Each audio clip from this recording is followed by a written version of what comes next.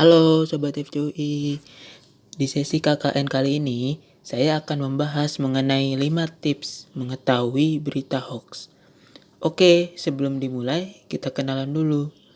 Nama saya Ahmad Rian Fadila dari Media Kreatif Fact Checker UI. Guys, beberapa waktu lalu sempat ramai soal berita tentang virus corona di sosial media. Dan banyaknya berita yang beredar, tidak semua berita yang tersebar itu benar adanya.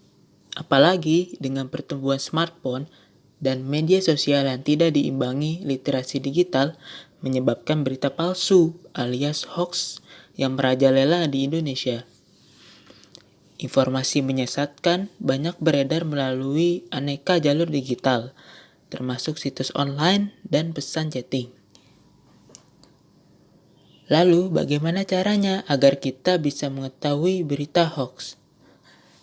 Berikut 5 tips yang diberikan oleh Ketua Masyarakat Indonesia Anti Hoax atau Mafindo, Septiaji Eko Nugroho, agar bisa membantu kalian dalam mengidentifikasi mana berita hoax dan mana berita yang asli.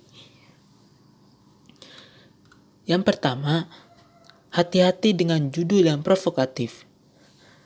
Berita hoax kerap kali membubuhi judul sensasional yang provokatif. Misalnya dengan langsung menudingkan jari ke pihak tertentu. Isinya pun dicomot dari berita media resmi, hanya saja diubah-ubah agar menimbulkan persepsi sesuai yang dikehendaki sang pembuat hoax. Karena itu, apabila menjumpai berita dengan judul provokatif, sebaiknya cari referensi berupa berita serupa dari situs online resmi. Kemudian bandingkan isinya, apakah sama atau berbeda. Dengan begini, setidaknya pembaca bisa memperoleh kesimpulan yang lebih berimbang. Yang kedua, cermati alamat situs. Untuk informasi yang diperoleh dari website atau mencantumkan link, cermatilah alamat URL situs yang dimaksud. Apabila berasal dari situs yang belum terverifikasi sebagai institusi pers resmi, contohnya menggunakan domain blogspot, maka informasinya bisa dibilang meragukan. Menurut catatan Dewan Pers, terdapat sekitar 43.000 situs di Indonesia yang mengklaim sebagai portal berita. Dari jumlah tersebut, yang sudah terverifikasi sebagai situs berita resmi tak sampai 300. Artinya, terdapat setidaknya puluhan ribu situs yang berpotensi menyebarkan berita palsu di internet yang mesti kita waspadai. Yang ketiga, yaitu periksa fakta. Dari mana berita berasal? Siapa sumbernya? Apakah dari institusi resmi seperti KPK atau Polri? Sebaiknya jangan lekas percaya apabila informasi berasal dari pegiat ormas, tokoh politik, atau pengamat. Perhatikan keberimbangan sumber berita. Jika hanya ada satu sumber, pembaca tidak bisa mendapatkan gambaran yang utuh. Hal lain yang perlu diamati adalah perbedaan antara berita yang dibuat berdasarkan fakta dan opini. Fakta adalah peristiwa yang terjadi dengan kesaksian dan bukti. Sementara opini adalah pendapat dan kesan dari penulis berita sehingga menimbulkan kecenderungan untuk bersifat subjektif. Yang keempat, cek keaslian foto. Di era teknologi digital, bukan hanya konten berupa teks yang bisa dimanipulasi, tetapi juga konten lain seperti foto atau video.